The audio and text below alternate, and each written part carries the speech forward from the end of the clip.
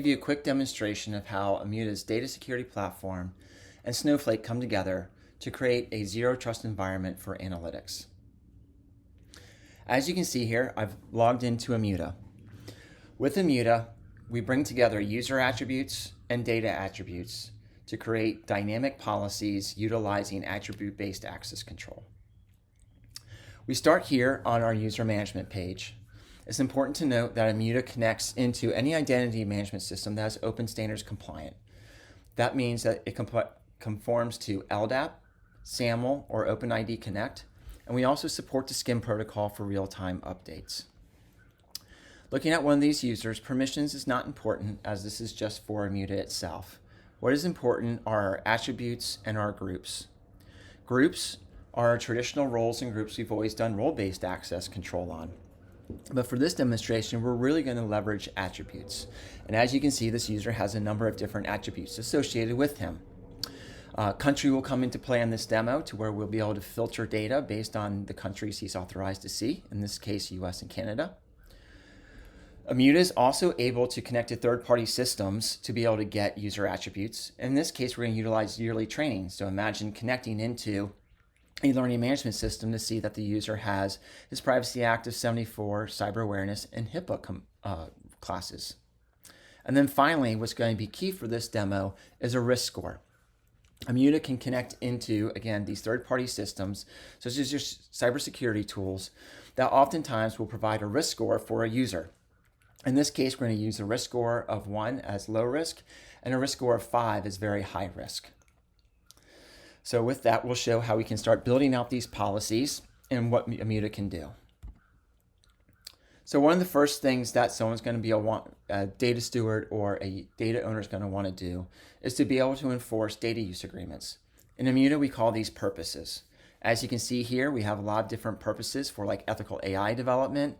Maybe you're creating them on intra-agency or intra-agency basis, or even maybe it's based on law that has been passed, in this case with California with the data protection law, or maybe within Safe Harbor, which is focused in on the medical community.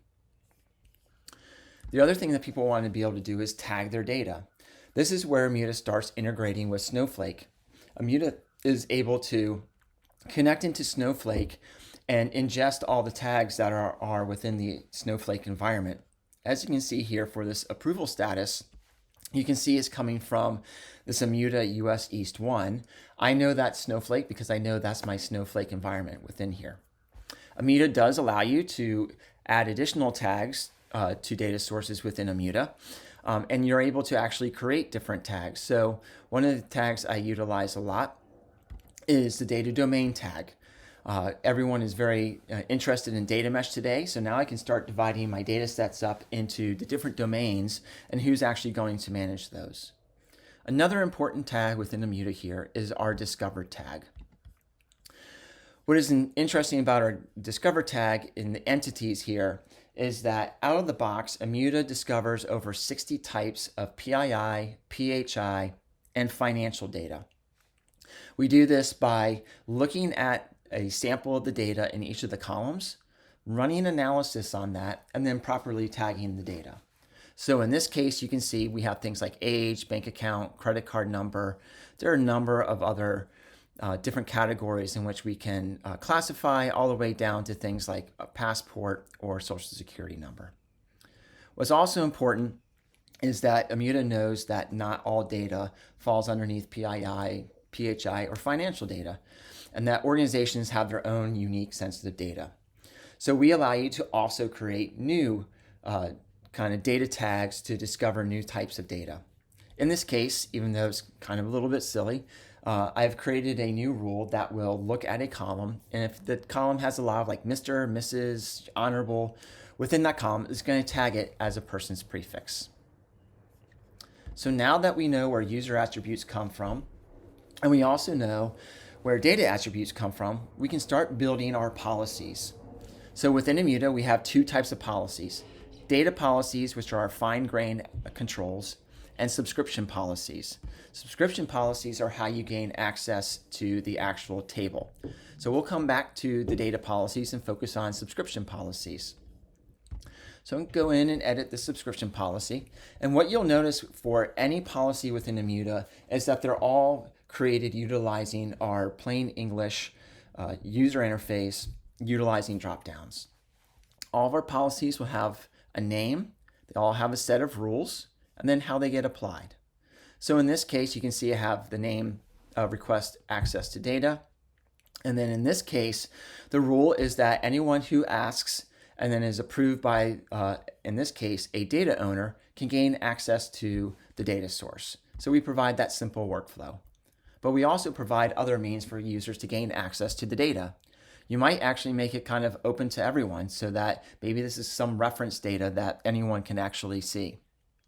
You can make it completely private, right? So the exact opposite of being public.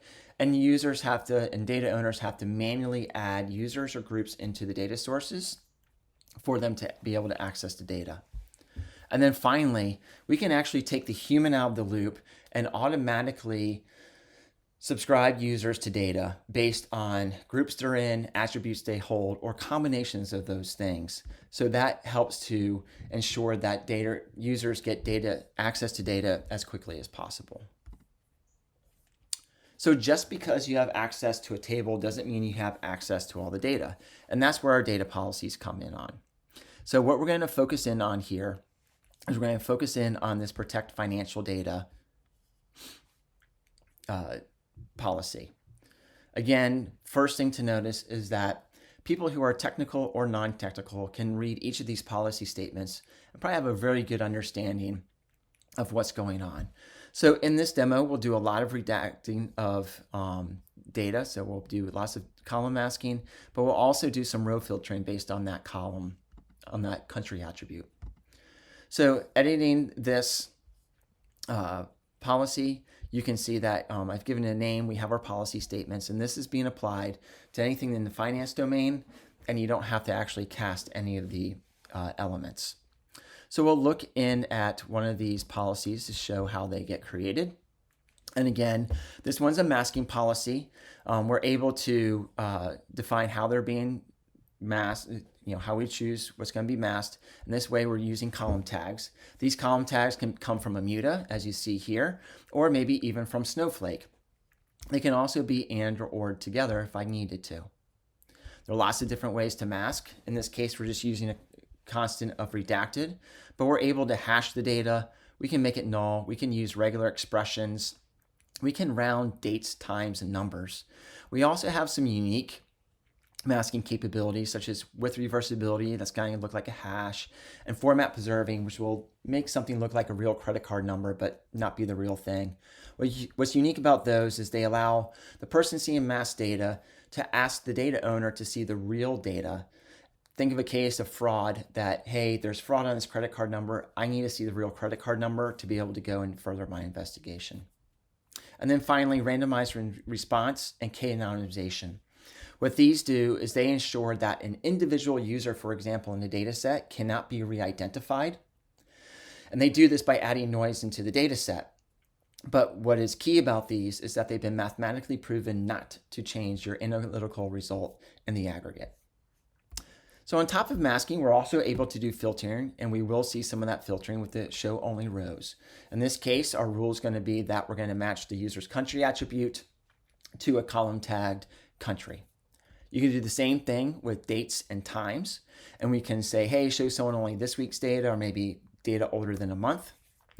And then we can limit to those purposes, right? So the purposes provide context into why the user is accessing the data, what they can do with the data and what they cannot do with the data. So we want to make sure they've actually signed up to that purpose statement. And then finally, you can minimize data source. It's not enabled here because we have row filtering on, but minimization, what it would do is show someone, let's say only 50% or 75% of the data. So now that we know how these policies look, and we've just created a global policy, which gets applied across the system, we can look at the table we're going to query within Snowflake. So within Immuta, we do provide a lightweight data catalog, so where we can provide information about the data set, including imagery and links. The data can be tagged, so we can add tags to the table. You can see here where the table resides, and you can see that Snowflake is being utilized as our data catalog. So we're pulling in all the data tags that are within Snowflake.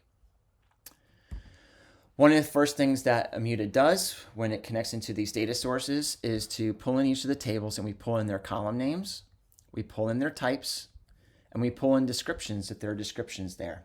You are able to edit the descriptions if you needed to. You can add tags if you want to, or you're even able to remove tags.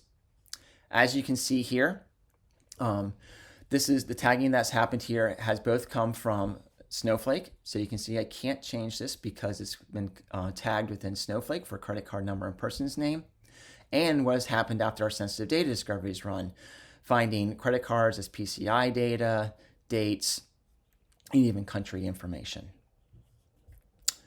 So what we also can see is the policies that reside on the table. As I said, we wrote a global policy that was very generic, and now you can see that that policy has been applied to this table based on the rules and has been applied to each of the columns. What is unique about Immuta is that it allows us to not only have data policies that have been created by a data steward, but as a data owner, I can create new policies that layer on top of this individual table, and you create the policies exactly the same way. So what we're going to do is we're going to flip over into Snowflake, and we're going to look at our CC transact table. I'm going to run a query on that, and we're just going to do a select star so we can see what the data looks like. In this case, this first set of queries that we're going to run, the user has all the caveats to be exempted from the actual policy. So you can see that we get lots of data that's in the clear, that's sensitive, such as credit card numbers, users' names, maybe locations, and then we're able to see lots of different countries. And to show how many countries that we're actually seeing, we're able to run a count on the number of countries, and we see that we have 1,782. So now what we're going to do is we're going to simulate a cybersecurity tool updating the user's risk score. So I'm going to manually do this for the demonstration purposes. I'm going to edit his risk score. I'm going to change that to 3 and remove the 1. So in this case, what's happened is that maybe this user has been trying to query data from a strange location. So maybe he's, having vacation in Russia, or maybe he's trying to query data at a strange time or go after data sets he's not supposed to. And that is why his risk score has been increased. So now what I'm able to do is I'm able to go back into Snowflake, and I'm able to rerun the exact same queries I ran before, and we will see that the results will be different. So now after running the query, you can see that because his risk score has increased, the last name of people have been redacted, the credit card number has been hashed, we have rounded the date time, and we've done a very unique thing here to where we've actually utilized cell level security. You can see that where the transaction amount is less than 500, we're able to see the actual location, versus where the amount is greater than 500, it has been redacted. And then finally what you see is that we only have Canadian and US data within here, and we can show that the number of rows has been decreased down to 58 from our over 1,700. So thank you for watching this demo.